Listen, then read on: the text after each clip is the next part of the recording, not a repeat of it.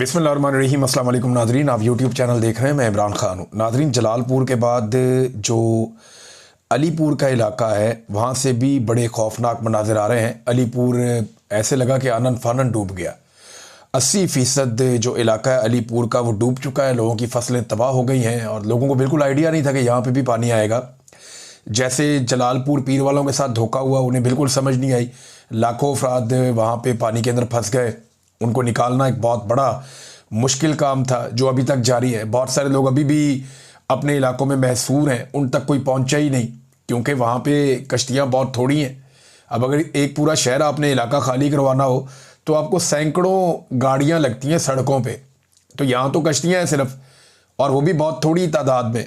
अभी जो एक वीडियो आई मेरे सामने सोशल मीडिया पे, वहाँ एक मजहबी जमात है, सियासी जमात है, उनके लोग ये बता रहे हैं कि यहाँ 11 कश्तियाँ हुकूमत ने भेजी हैं। इनमें से 9 कश्तियों के इंजन ही ख़राब है।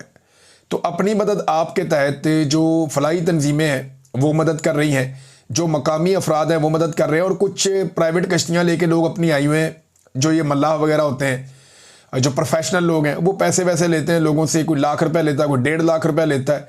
लोग चंदा जमा करके अपनी अपनी जान बचा रहे हैं। ये नादरीन सूरत हाल पैदा हो गई है। मैं मनाजिर देख रहा था कि एक बाप ने अपनी बेटी को उठाया हुआ और दरख्त के साथ चिमटा हुआ है और वहाँ उसने पनाह ली हुई है। उसके साथ एक और आदमी भी खड़ा है। वो कह रहे जी हम 3 दिन से राब्ते कर रहे हैं कि हमें मदद दीजिए, हम 3 दिन से इस पानी में फंसे हुए हैं, हमारी क्या हालत हो गई है। फिर वो बंदा इशारा करके बताता है कि वहाँ पे बच्ची की माँ जो है वो डूब गई है, यानी माँ उसकी जाँ बहक हो गई है। बहुत सारे लोगों की हलाकतों की इतला आ रही है। आज सुबह बताया गया कि एक इलाके में 7 लोग मजीद जाँ बहक हो गए डूब के। हुकूमत जो सहूलियात फराम कर रही है वो ना होने के बराबर है। बिल्कुल कोई ऐसी सहूलियात नहीं है जिन पे आप कह सकेंगे वाकई हुकूमत कोई सहूलत दे रही है, रेस्क्यू कर रही है। रेस्क्यू 1122 वालों ने अपना पूरा जोर लगाया, लेकिन उन्हें टिकटॉक के लिए भी इस्तेमाल कर लिया जाता है बुला के। अपना जोर उन्होंने लगाया लेकिन कैपेसिटी बहुत थोड़ी है। हुकूमत सही तरीके से इसको प्लान नहीं कर पाई। और असल बात यह थी कि जब यह डिजास्टर आ रहा था उससे पहले बहुत टाइम था। इन बंदों को तोड़ने से पहले या यहां पे पानी पहुंचने तक कई दिन लगे, 1 हफ्ते से ज्यादा टाइम लगा। उस 1 हफ्ते में हुकूमत ये सारे इलाके खाली करवा सकती थी, अलीपुर के लोगों को निकाल सकती थी, जलालपुर पीरवाला के लोगों को निकाल सकती थी, मुल्तान की सराउंडिंग में जितनी तबाही हुई है इसको कम कर सकती थी। लेकिन हुकूमत ने इसमें से कुछ भी नहीं किया।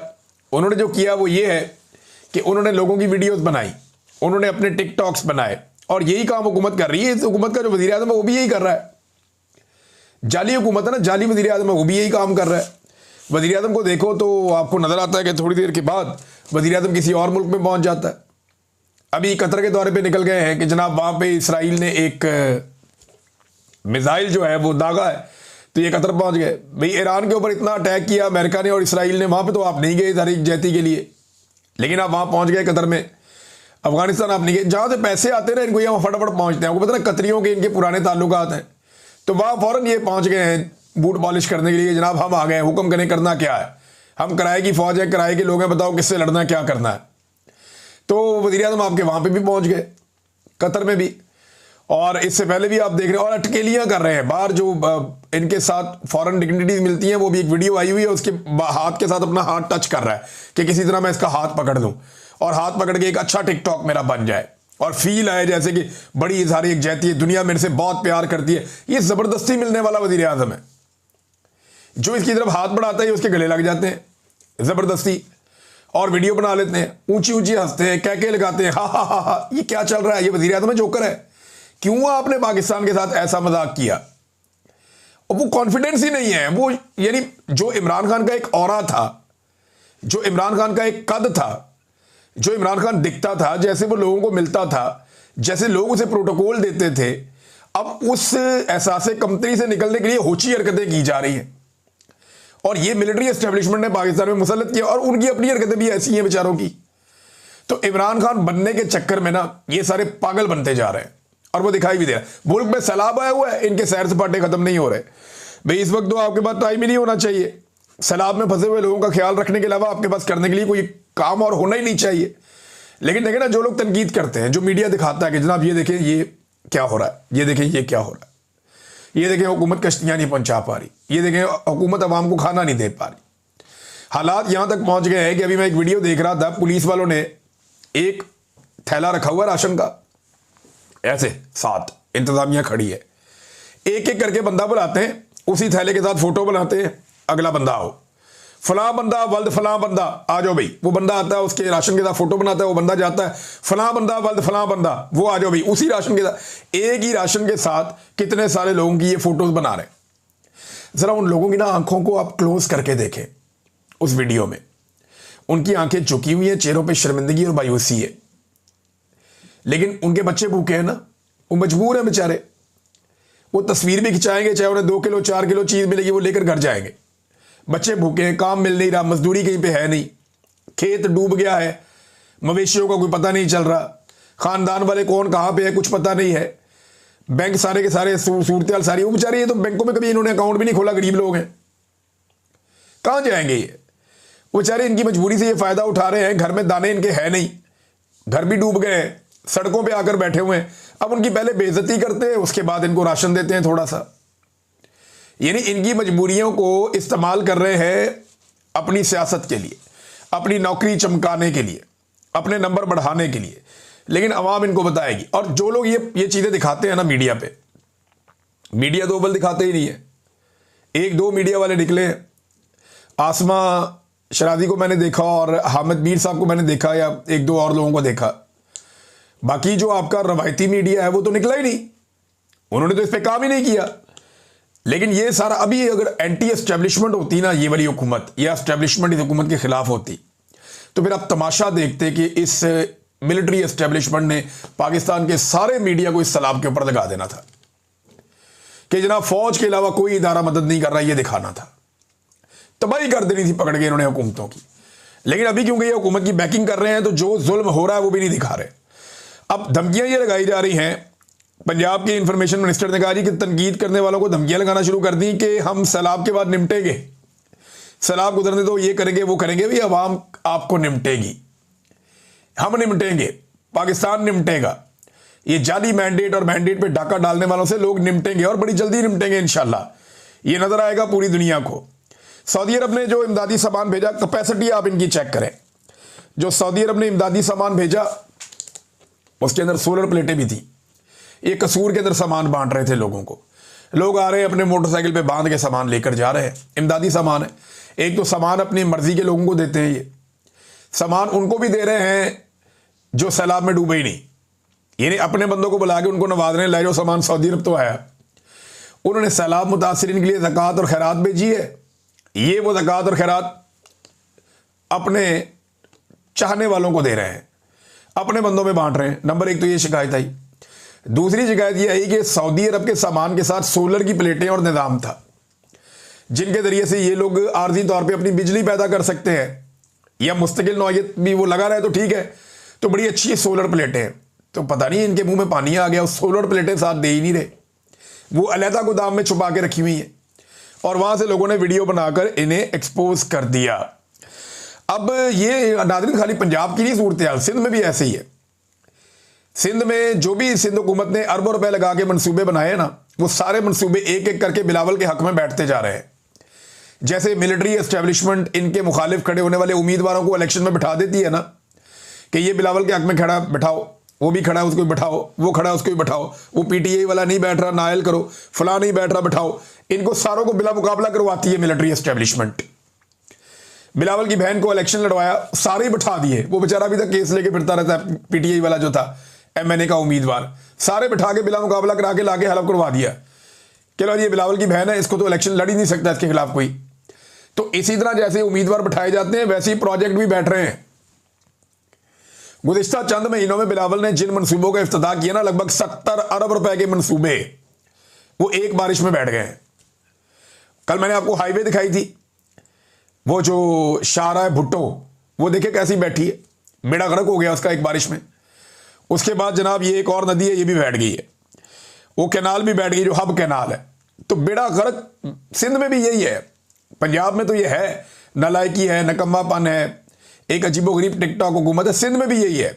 और जब बिलावल से सवाल करो तो वो रोने वाला मुंह बना देता है, सहाफियों को मुंह चढ़ाना शुरू कर देता है। आंसू निकाल के, रोने वाला मुंह बना के, तो बहुत ही अजीब है, ऐसा लगता है कार्टून चल रहे हैं पाकिस्तान में, कोई हुकूमत नहीं चल रही। इतने बेवकूफ लोग और इतने गैर जिम्मेदार लोग, इतनी बचकाना हरकतें ये अब होती हुई देख रहे हैं, अपनी आंखों से देख रहे हैं, और मिलिट्री एस्टेब्लिशमेंट इसमें खुश है। देखिए, अगर कोई काम कर रहा है ना इस वक्त सैलाबज़दा इलाकों में, मैं सीरियसली आपको बताऊं, ये मरकजी मुस्लिम लीग नाम की एक जमात है, ये मजहबी सियासी जमात है। मैंने इनके लोगों के बारे में जहां से सुनी है तारीफ ही सुनी है। सब लोग कह रहे हैं कि यार इन्होंने जितनी जानें बचाई हैं ना, उसका 10% भी पंजाब हुकूमत नहीं कर पाई। जितनी जानें मरकजी मुस्लिम लीग वालों ने बचाई हैं, ये पंजाब हुकूमत सारी मिलकर अपने पूरे वसाइल के बावजूद इतनी जानें नहीं बचा सकी। रिलीफ के काम में बहुत आगे है जो एक जमात इस्लामी की तंजीम है अल खिदमत, बहुत अच्छा रिलीफ का काम कर रहे हैं, लेकिन रेस्क्यू के काम में वो इतने माहिर नहीं है। रेस्क्यू के काम में सबसे बेहतरीन जो खदमात सर अंजाम दी हैं वो ये मरकजी मुस्लिम लीग ने दी है। बड़ा ज़बरदस्त काम किया, इनको शाबाश मिलनी चाहिए, सबको इन्हें शाबाश देनी चाहिए। मैं बतौर पाकिस्तानी इनका शुक्रिया अदा करता हूँ, बहुत ज़बरदस्त काम किया और लोगों को खाना पहुंचा रहे हैं, हर जगह मदद कर रहे हैं। तो हुकूमत के अंदर अगर इनका 10% या 20% भी एहसास हुकूमत के अंदर होता ना, तो वो बहुत कुछ कर पाती। लेकिन वो इसको एक अपॉर्चुनिटी के तौर पे ले रहे हैं कि जनाब मौका मिल गया है, वीडियो बनाओ, मौजें करो, एक ही राशन जो है वो कई कई बंदों को बांटो और बांट के उनका मजाक उड़ाओ। नाज़रीन, इमरान खान साहब का केस लगा हुआ था, मैंने आपको बताया था सुबह वाले वीलॉग में। तो वो जो केस है वो ट्रक की बत्ती बन गया एक दफ़ा फिर। कैसे बन गया? अदालत ने ये तो कह दिया कि जनाब जल्दी इमरान खान साहब का केस सुनने के लिए लगाया जाए, अल कादर वाला, लेकिन तारीख नहीं दी। ये कह दिया हाँ जल्दी लगाया जाए, लेकिन उसकी तारीख अभी भी नहीं दी गई।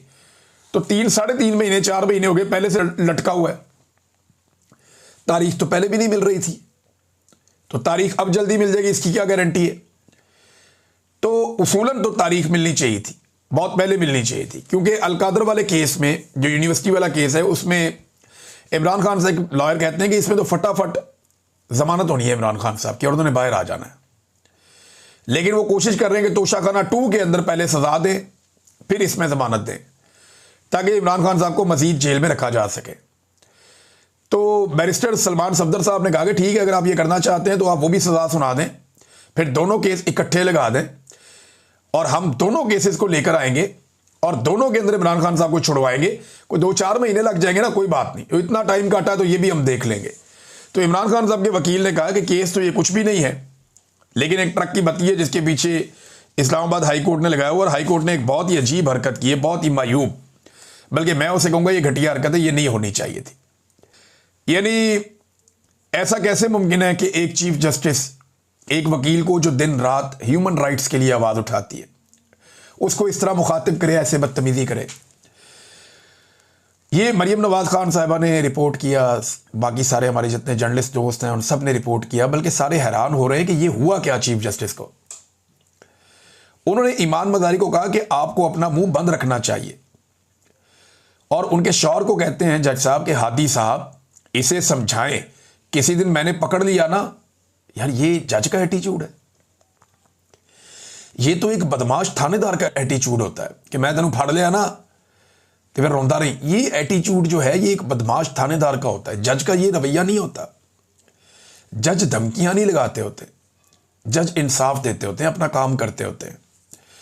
और जज साहब को गुस्सा इस बात का कि वो एक्सपोज हो जाते हैं। अब केस क्या था? केस मारंग बलोच के ECL से नाम निकालने का केस है। इसमें जजों पे वैसे ही बहुत दबाव रहता है मारंग बलोच के मामले में। मारंग बलोच का मैं बताया तो उनको पेश किया गया दोबारा अदालत में आज के दिन में। उन्होंने वहां खड़े होकर कहा मारंग ने कि भाई ना ये देखते हैं औरत है, ना देखते हैं मर्द है, ना देखते हैं कि किस नस्ल से इसका ताल्लुक है, ये सबके साथ बर्बरियत और जुल्म कर रहे हैं। वो लगातार अपने हकूक के लिए और बलूचिस्तान के हकूक के लिए आवाज उठा रही, डट कर खड़ी है मारंग बलोच, ऐसे नजर आ रहा है। लेकिन मारंग बलोच पे इल्ज़ाम लगाने वाले जितने भी लोग हैं, चाहे वो मिलिट्री एस्टेब्लिशमेंट हो, टाउट सहाफ़ी हो, या कोई सियासतदान हो, या कोई ब्यूरोक्रेट हो, वो सारे के सारे मुकम्मल तौर पे नाकाम हो गए। उन्होंने कहा था कि वो साबित करेंगे कि पाकिस्तान के दुश्मनों के साथ मारंग बलोच के ताल्लुकात हैं, या दुश्मन ममालिक के साथ मारंग बलोच को फंडिंग होती है, या वो वहां से उनके ताल्लुकात हैं। ऐसे इन्होंने घटिया इल्ज़ामात लगाए थे। तो भाई साबित करो अब। इतने महीने हो गए, कई महीने हो गए मारंग बलोच को गैर कानूनी तौर पे बंद रखा हुआ है। अभी तक 1 टके का इल्जाम पाकिस्तान की पूरी एस्टेब्लिशमेंट, हुकूमत और टाउट्स ये सारे रल के 1 टके का इल्जाम मारंग बलोच पे अभी तक साबित नहीं कर पाए, और जज बेचारे वहां पे मजबूरन उनको बेल देते रहते हैं। अब ये वापस आते हैं ईमान मदारी वाले मामले पे। तो यहां भी ईमान मदारी ने कहा कि अगर आपको मेरे साथ कोई तासुब है तो क्लाइंट के केस को मुतासिर ना करें। मैं यहां सिर्फ एक ब्रीफ लेकर आई हूं, जाती हैसियत में नहीं आई। और चीफ जस्टिस ने कहा कि आपने कमेंट कर दिया, मैं जज नहीं डिक्टेटर बैठा हुआ हूं, क्यों ना आपके खिलाफ तौहीन अदालत की कार्रवाई शुरू की जाए।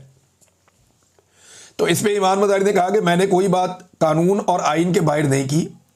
अगर आप तौहीन अदालत की कार्रवाई करना चाहते हैं ज़रूर करें, मुझे आइन ने आज़ादी इज़हार राय दी है और मैंने वही इस्तेमाल किया है।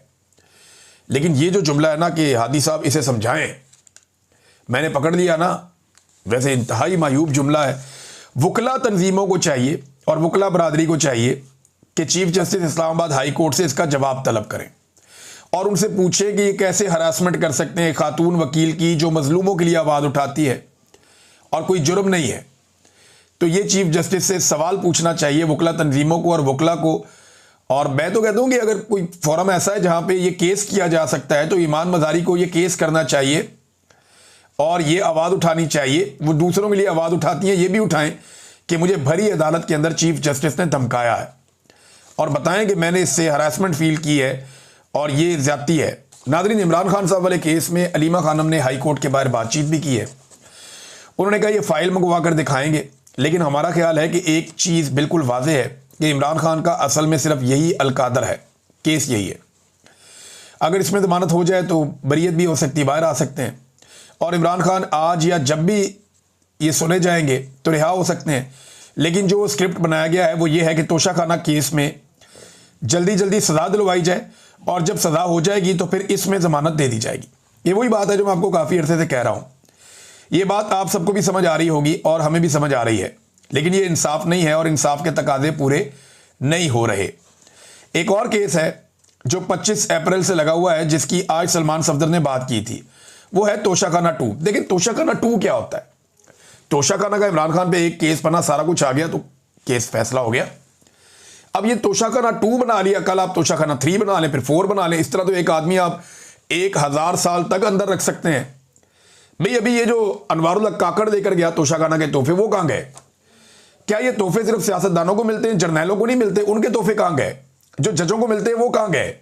क्या वो जो है वो मुकद्दस गाय है? उन्होंने कभी जवाब नहीं देना उनको जो तोहफा मिला वो किस मद में मिला और वो कहां गया? ये ज्यादती इमरान खान साहब के साथ की जा रही है और पूरे पाकिस्तान को नजर आ रही है जो ज्यादती हो रही है, सबको नजर आ रही है। नाज़रीन, अब तक के लिए इतना ही। अपना ख्याल रखिएगा, अपने इस चैनल का भी। अल्लाह हाफिज़।